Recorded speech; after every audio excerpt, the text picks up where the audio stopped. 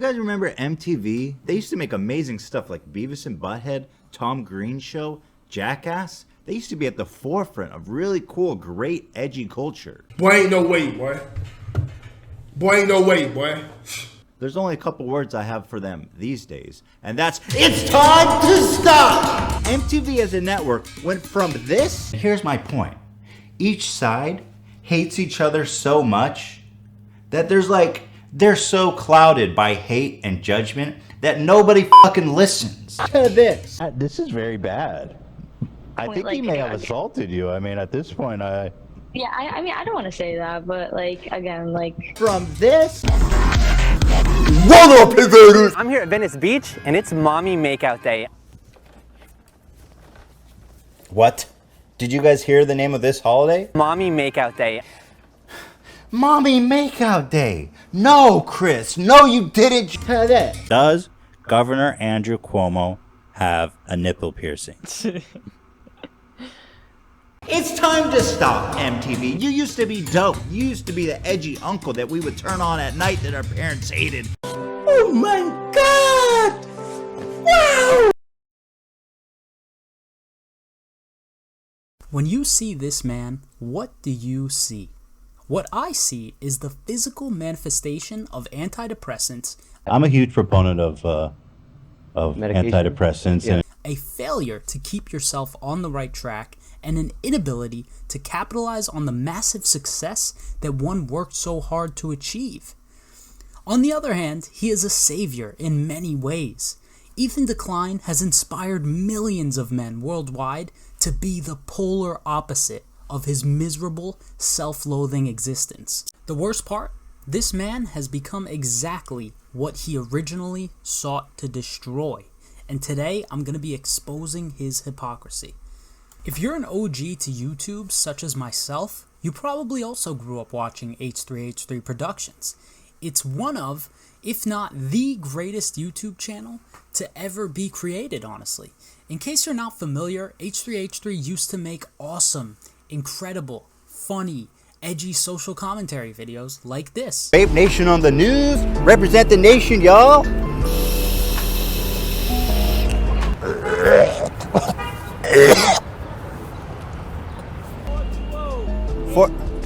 420 every day.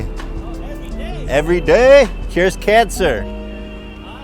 Smoking cures cancer. No, it's good. Trust. Vape Nation. Appreciate it.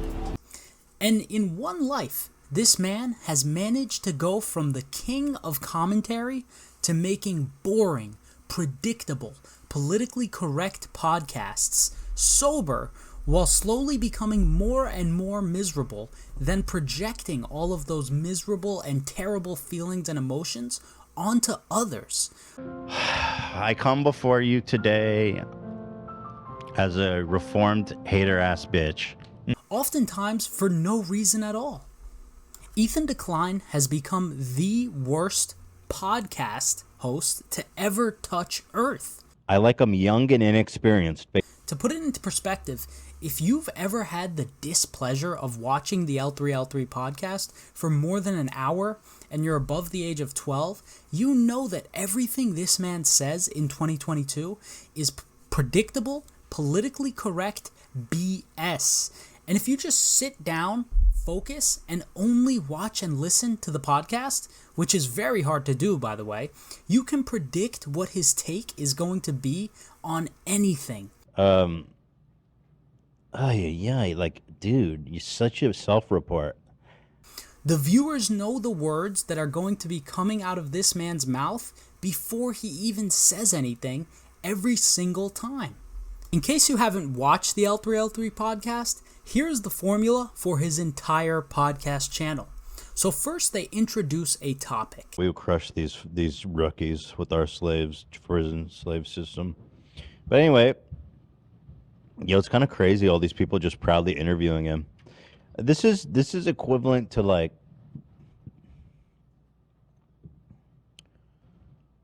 I'm having a hard time drawing a parallel, but I mean, this is like, I don't know. And due to the fact that Ethan is so senile nowadays, even though he's only 37, it usually takes about 2 to 3 minutes just for the topic to be introduced. And if he has to read anything off the screen, even the most basic of words, you're going to be watching for an additional 3 to 4 minutes. In 2009, 100,000 LGBT adults have undergone conversion therapy, 350,000 of which are children. You said 100,000. It's 700,000. 700,000 LGBT. It's just small. Half of it. Tiny, minuscule. Hold on. Half of it, children. Now, if you go to this shit that he's obsessed with, he says that's small, so it doesn't matter. There's been 7,928 transgender patients wait. Okay, No. I'm in Hold on, favor. wait, You're getting your stats mixed up here. How many people did the? I was looking for the amount of people that did the surgery. Yes, it's 9,000 per year, which you would it would take 77 years to catch up. There's with the amount of people that 9,000 have gone through gender-affirming conversion therapy. surgeries in this country per year. That's basically zero in a population of 350 million. Right. So now you're 6 or 7 minutes in, and the only thing that's been accomplished is Ethan mouth breathing into a mic and not actually saying anything.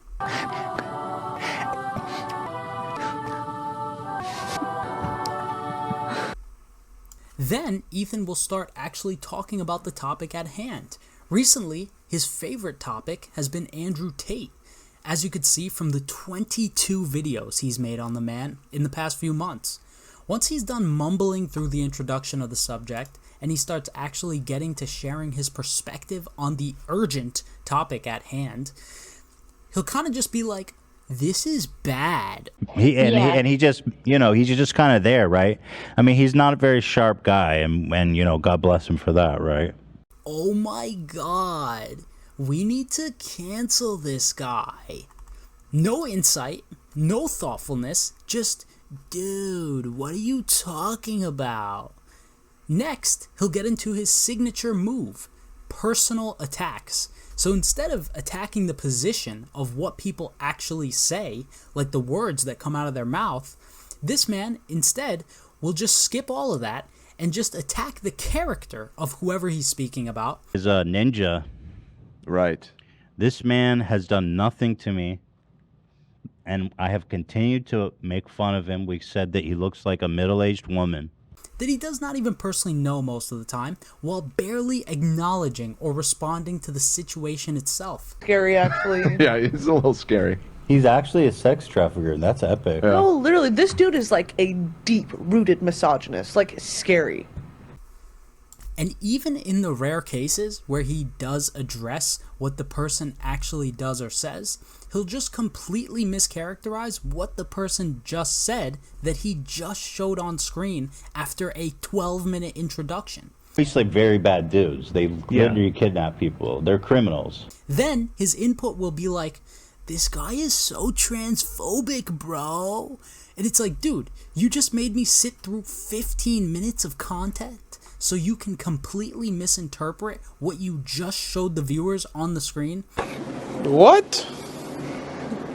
Bro, what are you talking about, man? Bro, I'm out, man. That nigga's tripping.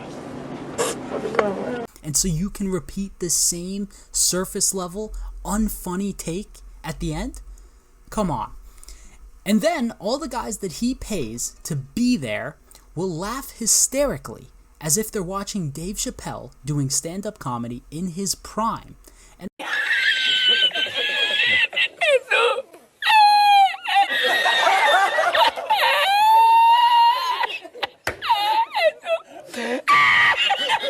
obviously, there are rare cases where he will actually respond to the position or the words, like maybe once a week, so every 10 hours of content or so. But to be honest, the best way I can describe Ethan in response to controversy is like a pothead who doesn't even smoke weed. He's just brain dead. Does anybody want to address the points? Should I just take my shirt off and you can call me fat? I'll give you a stick. You can poke my fat and watch it Jiggle. jiggle.